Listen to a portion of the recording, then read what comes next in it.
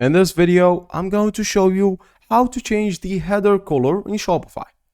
Make sure that you're logged in into your right store. Click on the online store on the top left corner right here. Then choose the right theme you have. Click customize. Now what you're gonna be looking for is the header. You can find this also from the left side option. Click on it. Go to this side right here. And then you'll be even to implement a logo image. You can find the background scheme right here. For example, background 2 makes it much darker, accent 1 makes it much black.